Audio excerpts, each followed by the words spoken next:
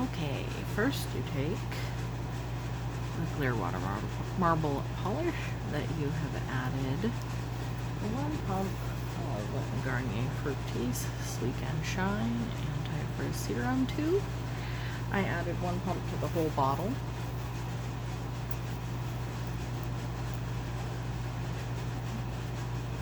We're gonna stroke out an area on this little square of silicone. I just bought a silicone placemat from Amazon and cut it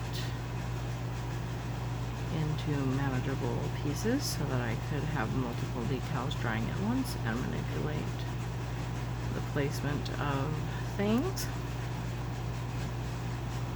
You want it to be thick enough that it's not going to dry immediately and the other polish can kind of scooge around in it, but you also don't want it to be, you know, a huge unmanageable amount. I used a bunch of Color Club neons. This one is Get It Girl. I do 3 drips of each color and then smush them all together. This one is Talk to the Hand.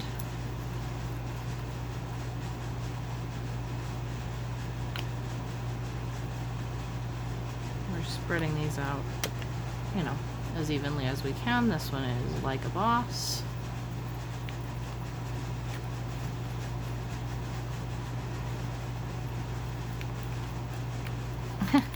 The cap got dried on there, so I'm gonna tighten it and push down while I'm unscrewing it to get it back off again.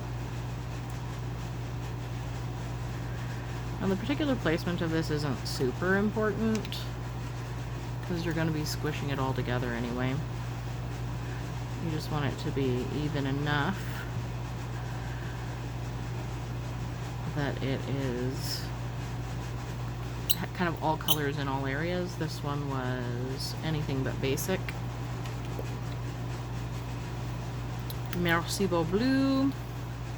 Most of the colors that I used were from the Whatever Forever collection, but 2 of them, this one and the darker purple, are from the something Paris something. Take a Chill Pill.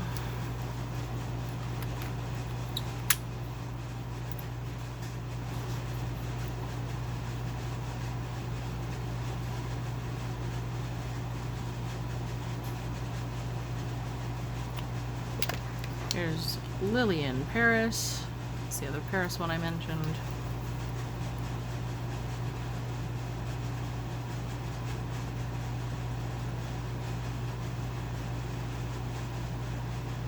And one more color. This one is Can You Not?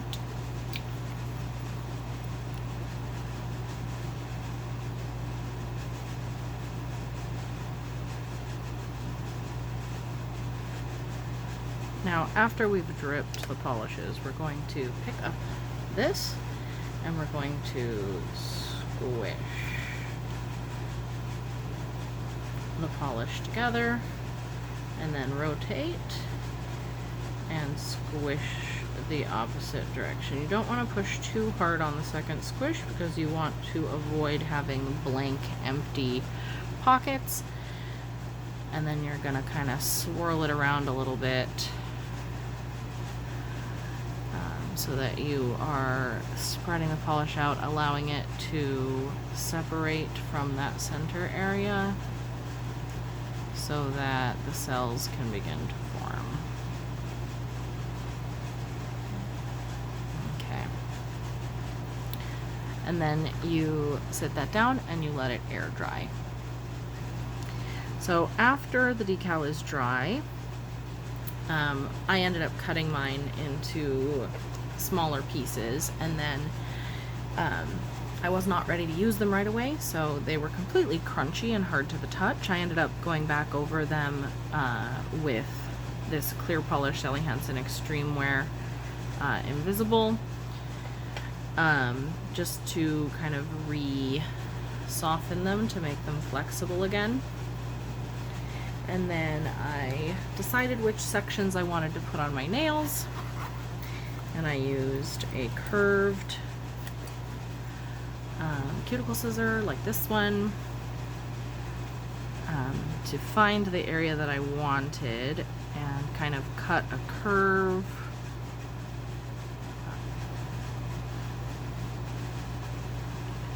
And I would check the width of my nail to make sure that I was cutting the right width.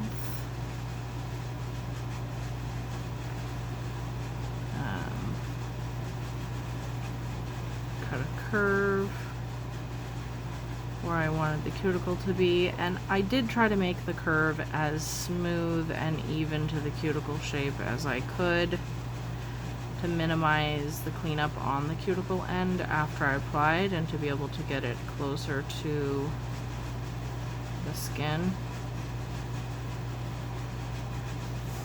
So something like that. And then I put base coat on the nail and then applied the decal on the nail while the base coat was wet. Lined up the cuticle area, right? Push, push, push, push, push, push down. Then used a nail file to file the ends off. This is kind of hard to show without actually doing it on my nail, so I'm going to use a little tip instead, just so I can show you and adhere it on there, so you get the idea. Okay, so base coat.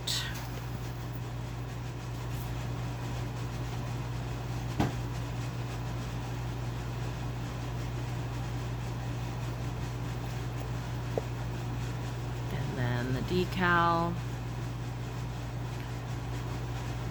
Of course, this is not shaped like my nail,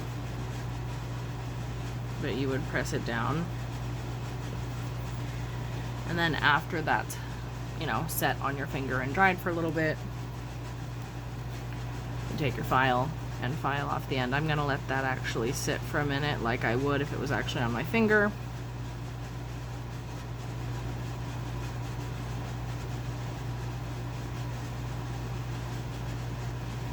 Okay, and then you would file off the excess. Of course, it would go with the shape of your nail. My nails are oval, and this is a flat, rectangular ended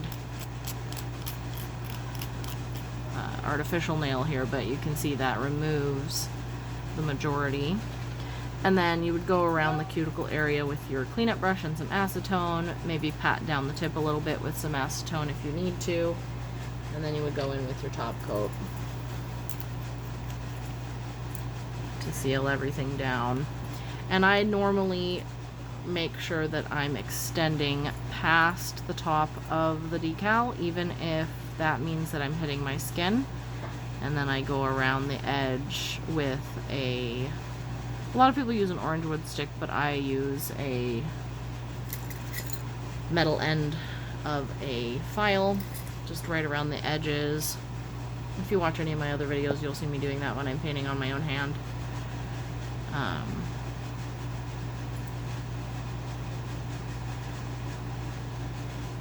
And that will allow it to be sealed in, and also then prevent it from drying attached to the cuticle. So, Are you gonna need salt? there you go.